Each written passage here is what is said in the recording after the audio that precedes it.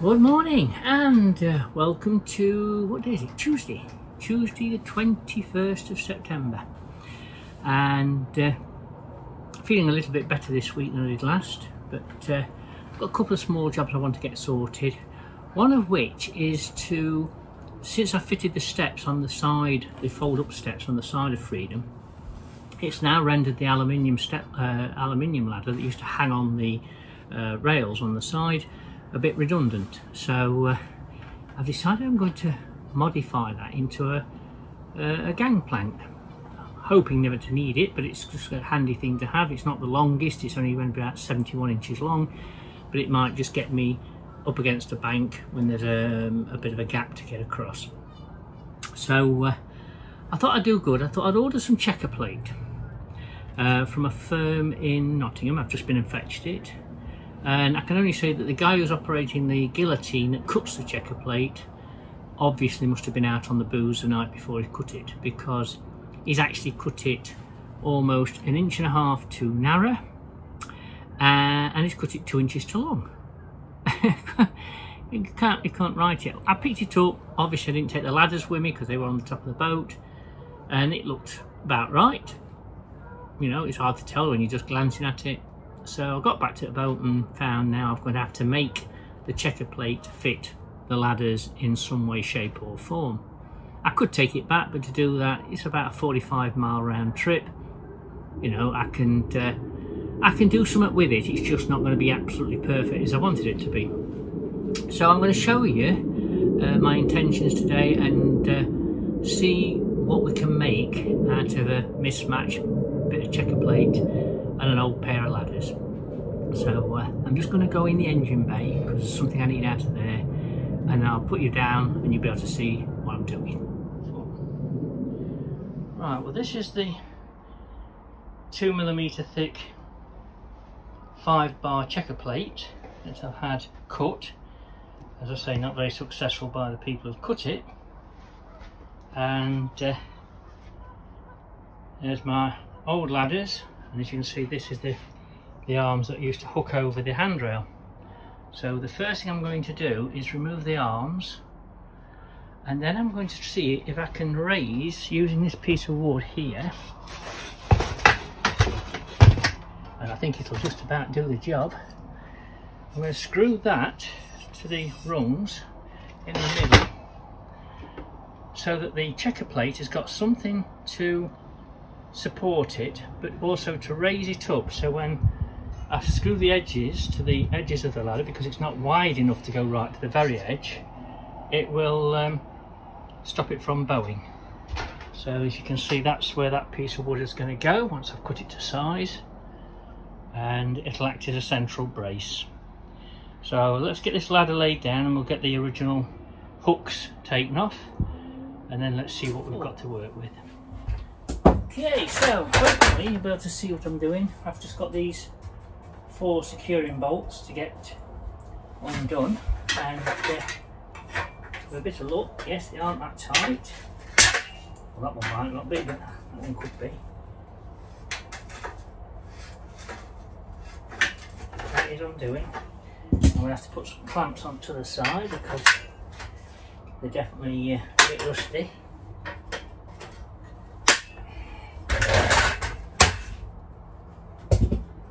Have a bit of a rethink how I'm going to do this.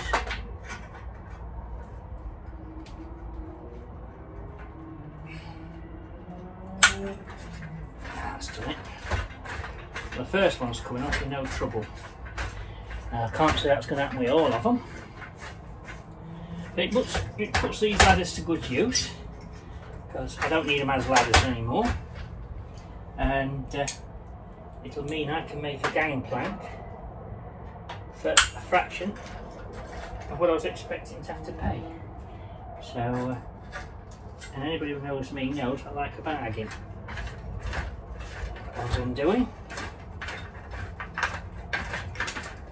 And the checker plates cost me £30, and that's cut, although as I say I haven't cut it to the right size. But it's only for a gangplank, so it's not like it's a piece of fitted furniture, so I ain't got to worry too much about that. Let's get these parts out. And then I think this old ladder served its purpose for what Jeff wanted it to do. I don't know whether I'm going to bother painting it, I might. I'm going to leave these rubber stoppers on, because I think they're going to have a purpose in the future, which I'll show you in a... Sure, didn't you? Long bolts. I finished the ladder. Yep, finished the gangplank. That's why it's out.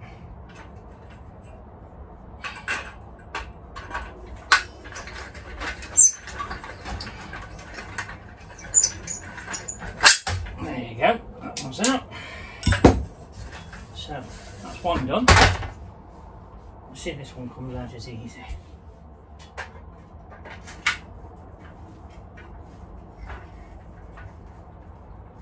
Well, at the moment the head's turning and the nuts not, so that's good news.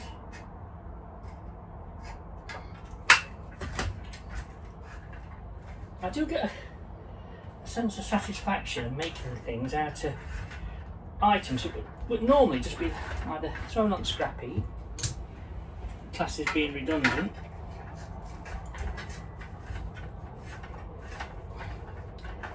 and it's not about being tight, it's just about being creative.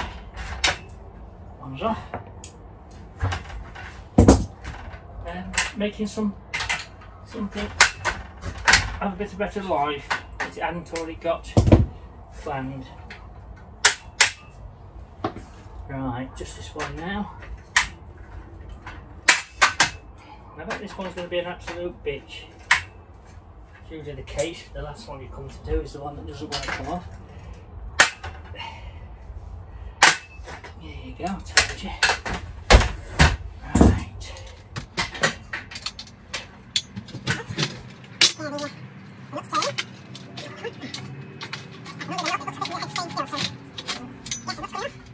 Get in there, look. Right, that's the hooks off.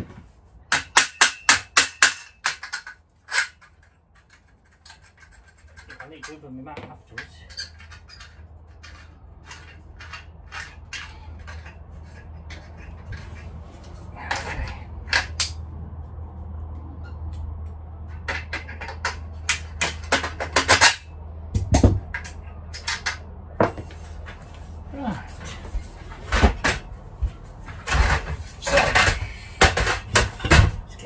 Out of the way, and I'll bring you back when I'm organised. Okay, so now what I've done, I've just secured that with one screw at the moment, and it's, well, you couldn't have planned that any better. That was a bit of surplus wood that's in the engine bay, and that'll act as a brace in the middle to raise this checker plate up so it's the same height in the middle as it is at the edges. It might be just a fraction down at the edges, but that I'm not worried about, because even if it is, it'll simply be a case of a slight bow on it, so if it's raining the water won't sit on the gangplank.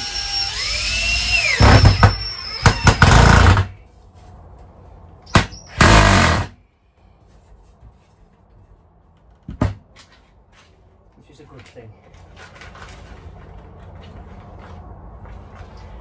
Some of these heavier screws would be better.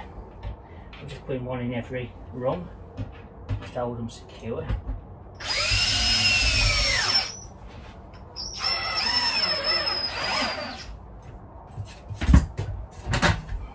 I really don't need to put a load in, but I suppose if you put one in every rung, it's a bit of peace of mind.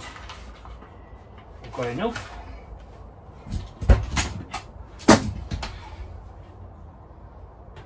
Yeah, quite disappointed that they haven't cut the metal right, but like I say, it looks as if it's a piece of fitted furniture, so it's only going to sit on the roof and rarely get used, I should think.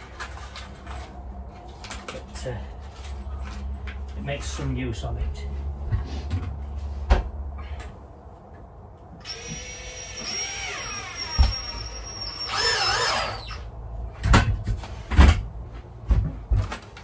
may just have to, I've got an angle grinder at work, I may just have to cut the tip off the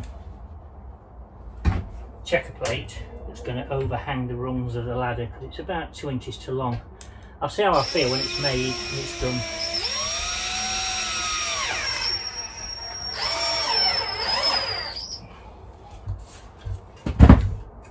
Just got to put one more in. I couldn't believe how that piece of wood, I didn't even have to saw it down. It's just a piece that I was going to chuck away, and I thought, no, I'll keep hold of it, keep it in the engine room, because there's always a day when you want a bit of wood, and there it is. Today's the day.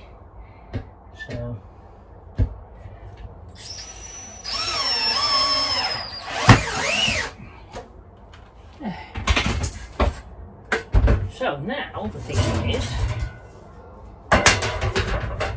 my little problem was, I think the guy who's cut this is particularly good at his job. So I can now, at least, if I wanted to,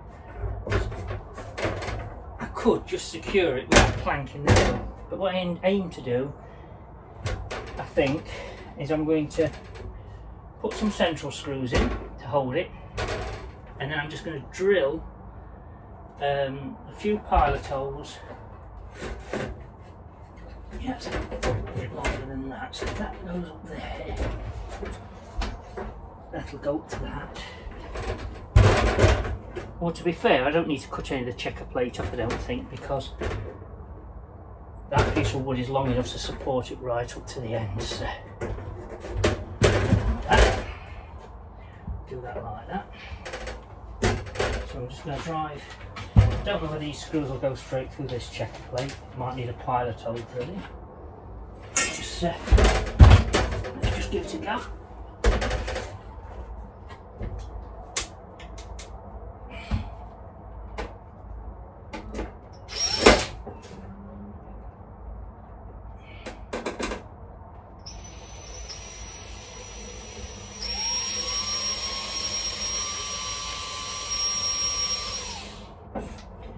I need a pilot hole first.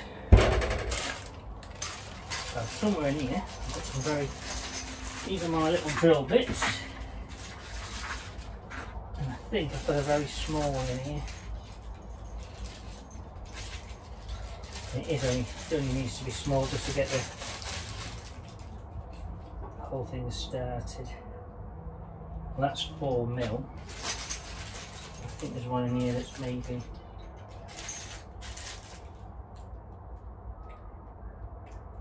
I'm not sure what that one is. Right.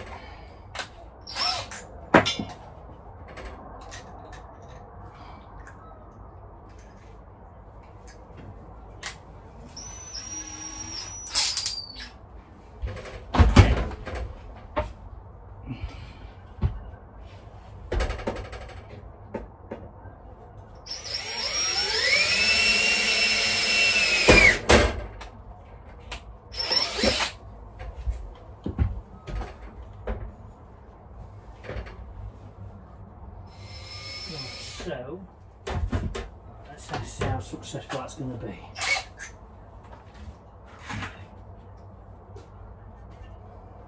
It's a bit of trial and error, and I'll explain what I've done.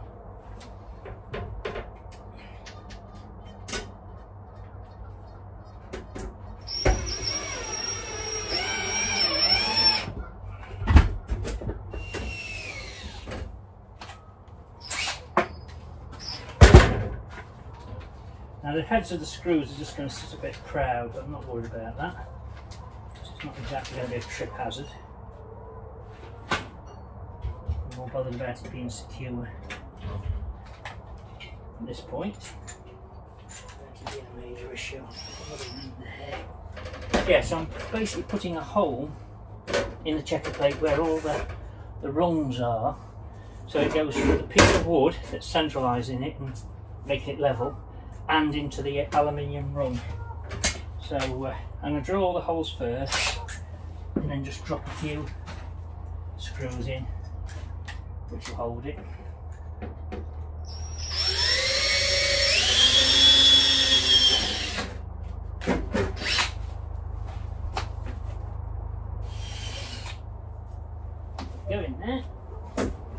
need another one in here.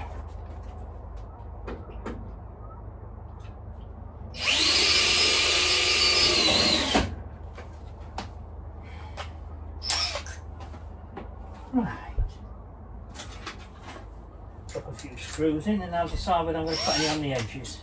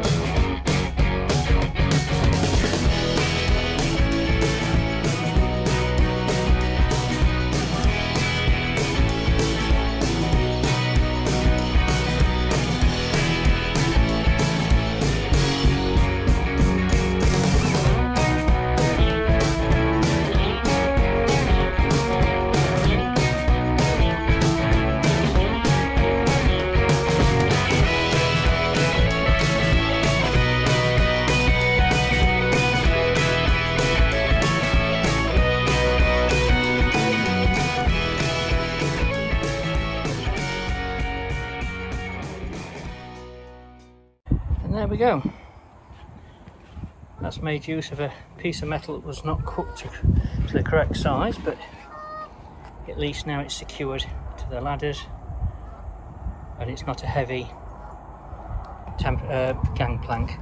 I'm just going to have to, I think, chamfer these corners because I'm not 100% happy with them. Not that I'm really going to get caught on them, but yeah, for 31 quid and using up a bit of old wood and a few screws, I'm happy with that. I'm not sure now whether I'm going to paint it. I'll have to have a think. I'll let you know. Right, I've decided my neighbour Tim has lent me his angle cutter, so I'm just going to whip the ends off where them black lines are, just to give it a bit of a neater finish. I'll set you up on tripod.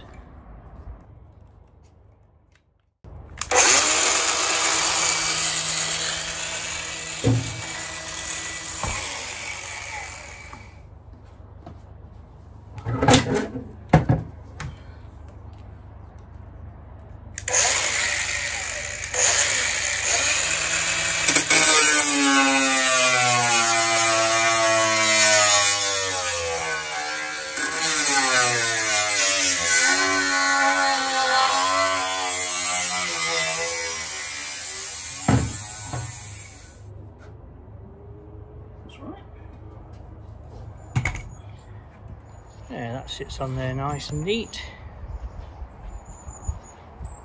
Now all I've got to do is go and get my chain and padlock.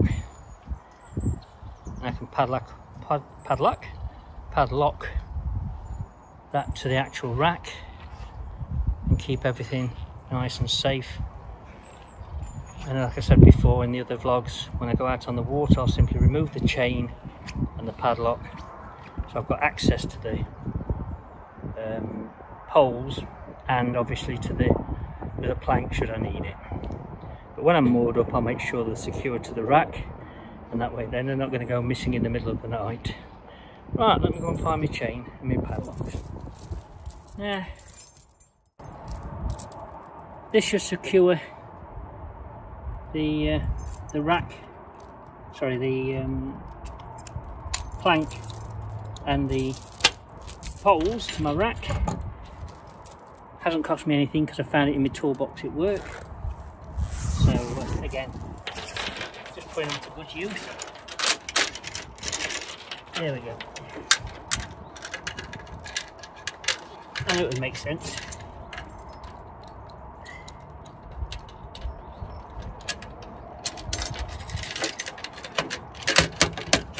Yeah, and that is everything secured to the rack. Padlocked in place. Sorted. 3 keys. I'm going to put one on my boat keys, one on my van keys, and put one somewhere safe so I can always get to it. Happy with that. And again, sitting in my toolbox, doing no good, and that's nice and secure.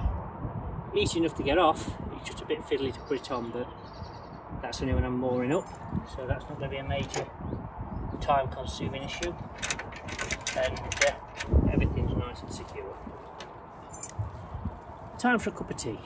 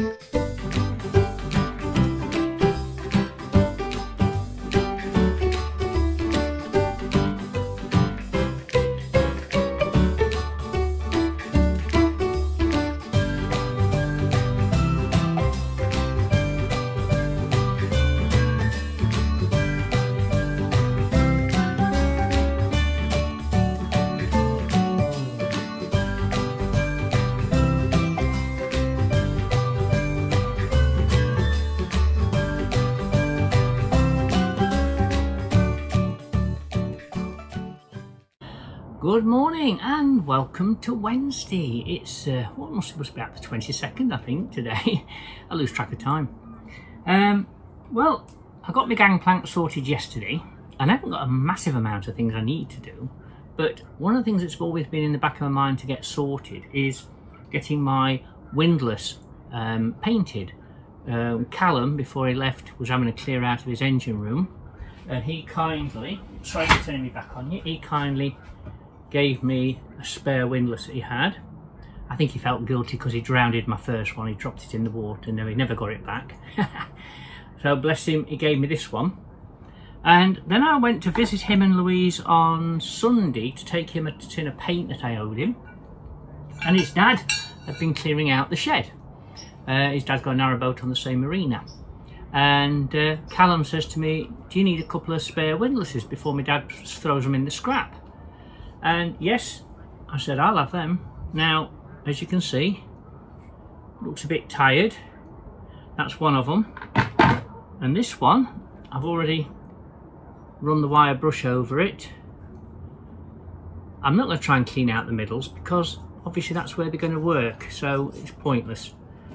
And got the rust off of that one. So what I'm going to do, I'm just going to quickly show you how I'm going to try and get that one to look a little bit like that one before I paint them. I'll give them a coat of black paint because I've got some of that spare, and that'll be my jobs for the day done. I have got to go to the office. I'm expecting a very special delivery. Now if it arrives, I will show you it. I can't tell you too much about it, but I will give you a few clues. So let's go and get this rusty old lad tidied up. I'm taking you with me. Come on. Now, these aren't going to be immaculate, but what I want to try and do is roughen up the surfaces, get all this ingrained rust and cobwebs off. And as you can see, the handle's the worst bit. And then I'm going to give them a couple of coats of nice black paint. And somewhere, I think I've still got a little bit of the Epiphan. No, it isn't Epiphan, it's Symphony cream paint that I used on the roof. And then what I'm going to do, I'm going to put a couple of cream bands on so it's identifiable as being part of Freedom. So using my trusty DeWalt, saves doing it all by hand.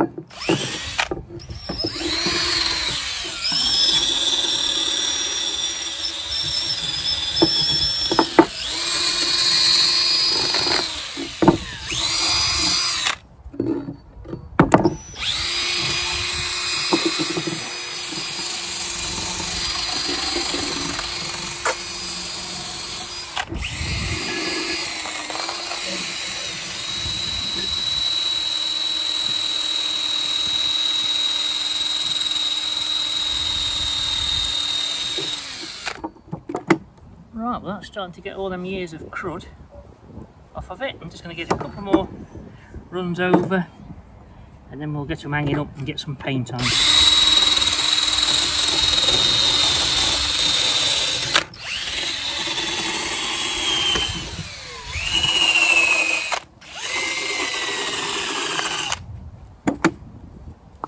That'll do. Let's go and get them painted.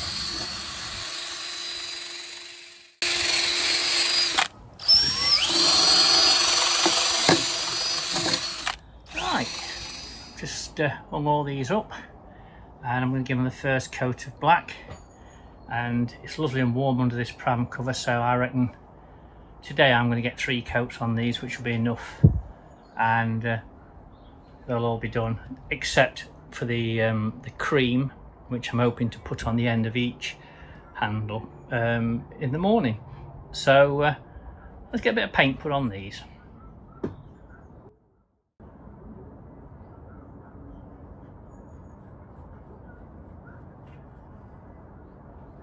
I'm just going to give them a very thin first coat. It's a outside metal paint, so it'll adhere well to this, and then we'll build the coats up as we go.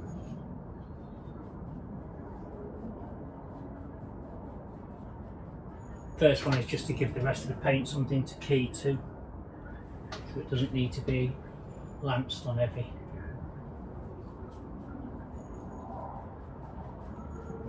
all the surface areas coated best we can.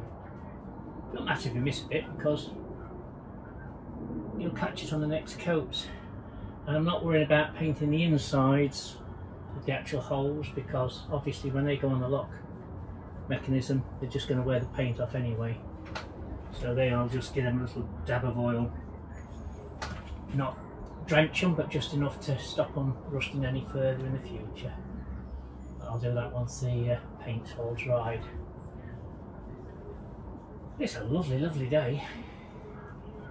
This is definitely one of my easier jobs I've had to put myself to do. So I'll show you it when they're all done, but shouldn't take too long. It'll look a lot better.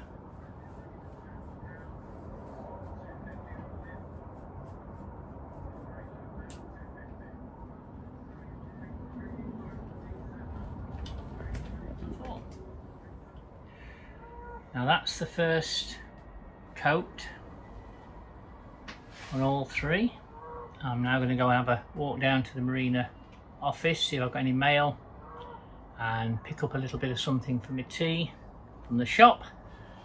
And when I get back, I might just have a quick cup of tea and take Misty, and by which time these will be ready for another coat of paint.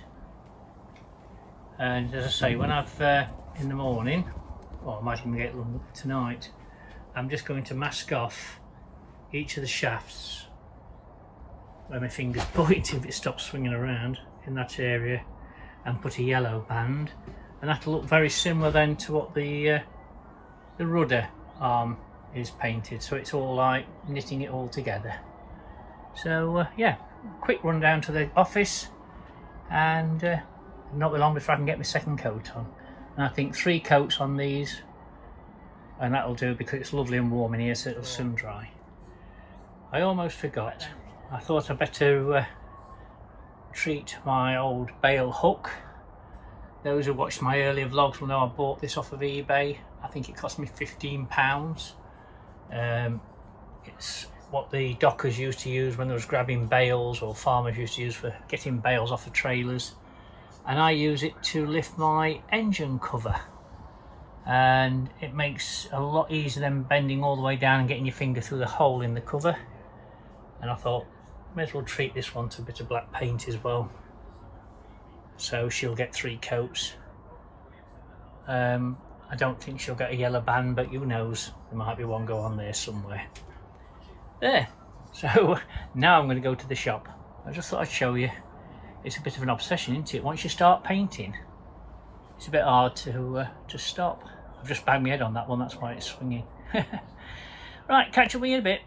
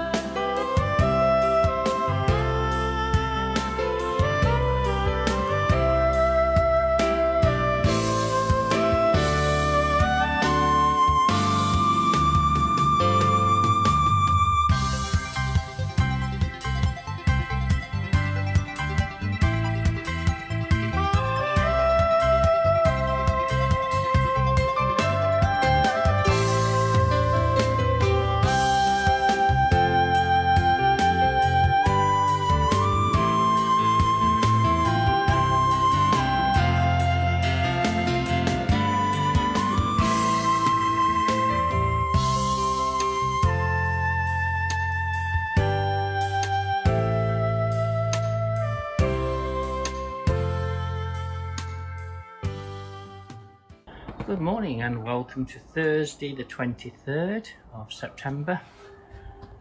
Just before I have my breakfast, I thought I'd just mask the ends of these off, and each one's now had its first coat of the Symphony cream paint. This is what I've used on the roof and the tiller, and you just put a very thin coat on to start with, so hence you can see the black through it, but it just gives it a keying coat ready for the next couple of coats to go on. And then my plan is to leave these hanging up till Sunday, and they'll have hardened off really well then. But if you look at the two colours, obviously the black and the cream, I'll just take you out to the tiller if you haven't already seen it. And as you can see, it goes in with the colours on the tiller. So that's the first coat on.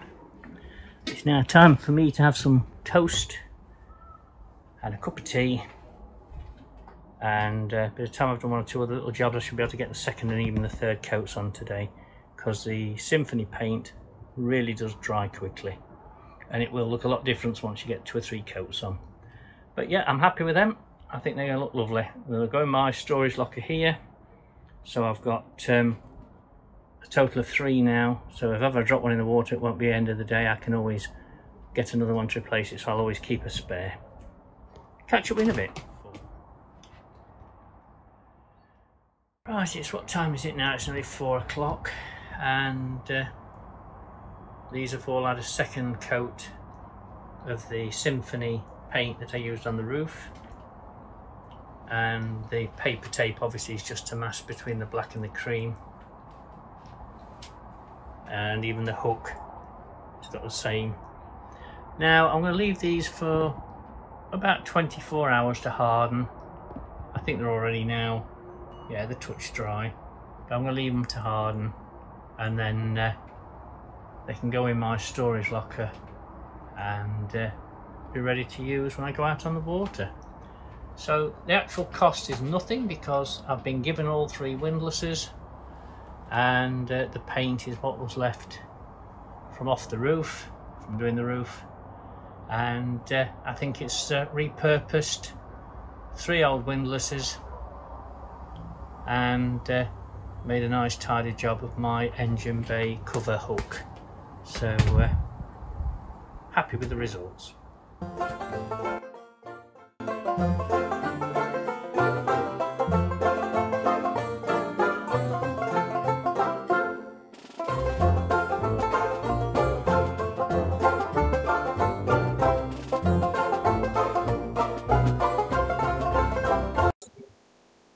Cider of the week.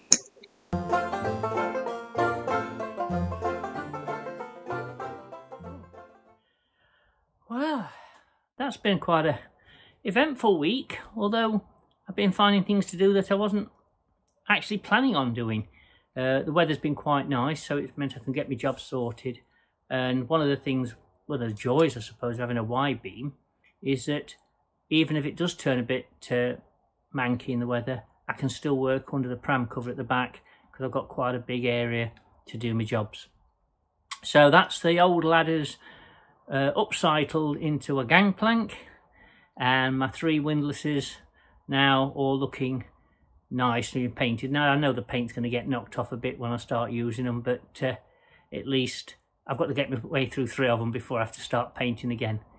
And I'd just like to thank the people who have subscribed and those who have left comments on the last couple of vlogs. It's nice that you're getting involved. My daughter informs me that we've got about 360 Instagram followers now, so that's good. And hopefully in the not too distant future, I've got some news reference the fuel situation on board Freedom. As you're aware from the last couple of vlogs, if you've been watching, I have discovered that the fuel's not at its best, and I need to do something with about 180 litres that's in the tank, and then I've got to have some sort of a process in place to eliminate that being a problem in the future. So that's all in the pipeline. Pardon the pun. I've also got some news coming forward reference the blacking that I'm going to have done on Freedom. There's a development there, which again I can't tell you too much about at the moment because it's still, again, in the pipeline. And there is going to be some new products I want to show you. Again, it's in the pipelines. Everything's in the pipeline. So let's get on to this week's cider of the week. And this week we're going back again to Alska, and it's Alska Cloudy Sicilian Lemon. Yeah, and I believe I never figure out where the flipping camera is. The ones I bought was from Aldi, so I'm guessing this is from there. This bottle was a gift, and it's from my lovely new neighbours, John and Deb. And they tapped on the roof of my boat the other night and brought me this noggin of bread that John has made and a bottle of cider. So if I've got my technology head on, I shall show you a picture. There. You've either seen the picture or it was just a blank screen. But this is the bottle that they gave me, and I thought, well, that'll do for cider of the week. So it's Sicilian Lemon, and it is 4%, and it's 330ml bottle. Don't know how much because obviously, as I say, it was a gift and I didn't like to ask. And as with all the Alska, I don't know how you pronounce it, their description says Sicilian lemon flavoured cider. Talk about keep it simple, but that's what it is. So we're going to crack it open and see how lemony it tastes. Now, so far I've already sampled 2 Alaska. One I didn't rate, and that was the Parma Violet, but the other one was very, very nice. So, as I always say, I'm only going to put a drop in because I might not like it. Sorry. Let's see. Oh, it's frothy. That smells lemony. Oh, I like that. Oh, I like that.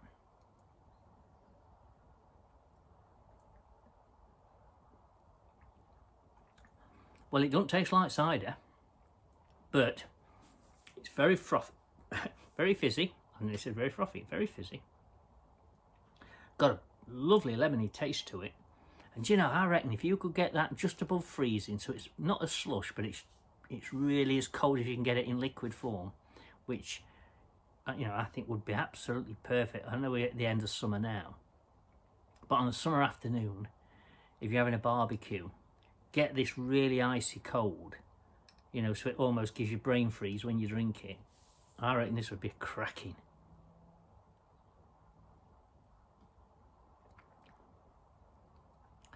Yeah, see, this one, they've got the flavour just right.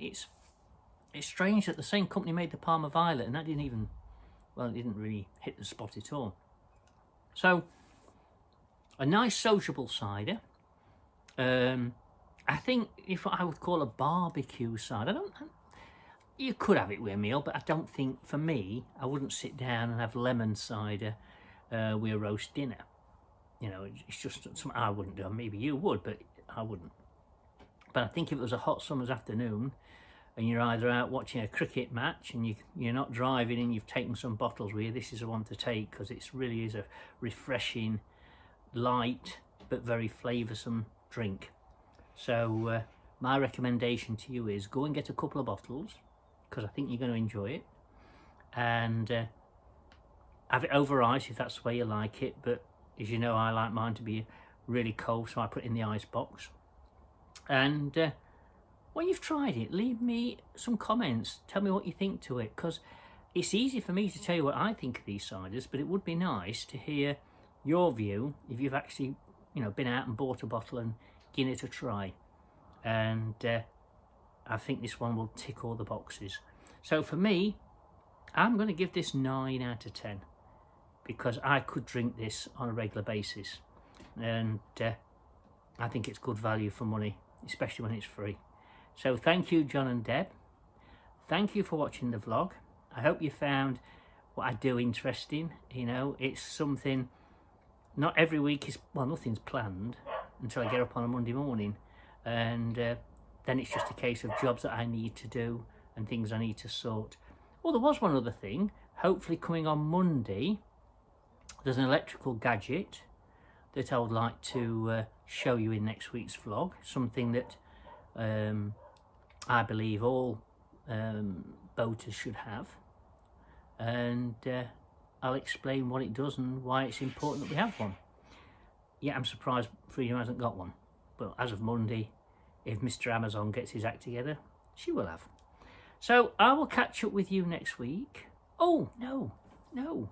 I just need to tell you. I'm gutted. I took Misty for weigh-in on Saturday, last Saturday.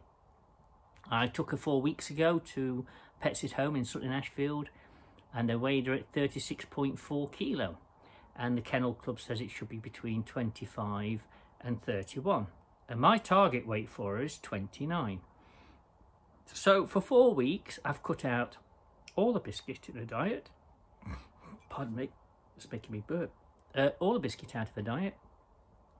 No treats other than the natural treats that she would have, which are things like the dehydrated sprats. So there's no chemicals in there. It's just pure fish, nothing to fatten her. I've cut out all the sardines in oil, because the oil's not particularly good for her that the sardines are in. Even though I have been draining it off, I thought for this 4 weeks I'll take it out of the diet altogether.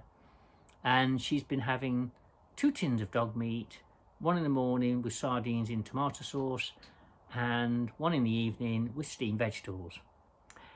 And I took her on Saturday and had her re-weighed, and she weighs 36.4 kilos. Absolutely exactly the same.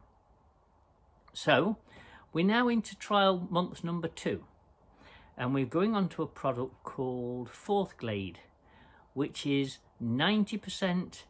They do 2 versions of it. It's like a pate, for want of a better word, but one of them is 90% meat, and the other 10% is, there's no fillers, there's no like potato, and no wheat, grain, anything like that in it. And you add a bit of kibble to it if you wish. And the other version of it is what they call Fourth Glade Complete, and that again is exactly the same. It comes in like a takeaway tray, basically, with a cellophane top over it. You don't have to put it in the fridge, you can keep it in a cupboard, service it room temperature, and it slices up lovely. It doesn't have a nasty smell to it like some dog foods do. She's taken to it quite well. And this, what I've bought, is the Fourth Glade Complete. So everything the dog needs is in that pack. So this week, she's having a pack of it in the morning, but at night she's having half a tin of dog food with vegetables. Because I've been advised that the actual tins of dog food contain about that much meat, and all the rest of it is just packed with filler uppers. So even though I thought I was cutting out all these carbs, it looks like she was still going on. So she's in week 1, so at the moment she's half and half between the new food and the old food system. And as of Saturday, then she goes on to this new food permanently for the next 3 weeks. And then I'm going to get her weighed again. And if when I go to get her weighed again, she's 36.4, I'm going to check my security cameras on board Freedom, because I reckon she's found a key to the biscuit cupboard. It's as simple as that. So I'll keep you advised. Watch this space. Talk to you next week. Thank you for watching. Please subscribe. Give us a thumbs up. It does help. And stay safe. Cheers.